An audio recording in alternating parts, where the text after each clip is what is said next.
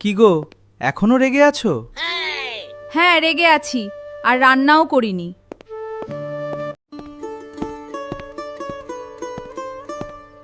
বাবা, কি যে করি! আইডিয়া!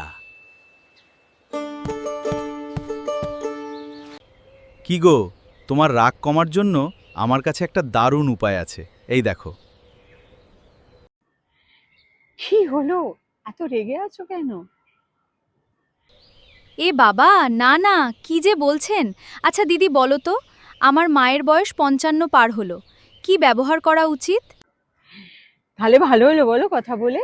এবার আমি বলি, আমার কাজে আসি যে তোমার মায়ের স্কিনের জন্য যেহেতু অ্যাবভ 55 এজ, সেহেতু ওনাকে ইউজ করতে হবে ক্যানফিশ। কারণ নর্মালি একটা এজের পরে কিন্তু মুখে একটা কালো ছাপ, পিগমেন্টেশনের প্রবলেম আসে। বিকজ এটা তোমার মায়ের জন্য নয়, এটা বয়স, এটা সায়েন্স অফ এজিং। সো ক্যানফ্রেশ এবং তারপরে এজ ডিফাইং সেরাম ব্যবহার করতে হবে। রাতে গ্রিন টি ফেস ওয়াশ ব্যবহার করে তারপরে এজ ডিফাইং সেরাম ব্যবহার করে তার উপর অ্যান্টি রিঙ্কেল ক্রিমটা ব্যবহার করতে হবে।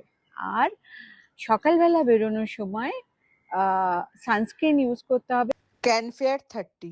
তার কারণ হচ্ছে বাঁচতে হবে তো। যেরকম দেখো না, তোমার হাবি কি সুন্দর বাঁচলো তোমার রাগ থেকে, সেরকম সূর্যের প্রখর তাপ থেকে বাঁচার জন্য বাইরে বেরোনোর সময় কিন্তু সানস্ক্রিন ব্যবহার করতে হবে।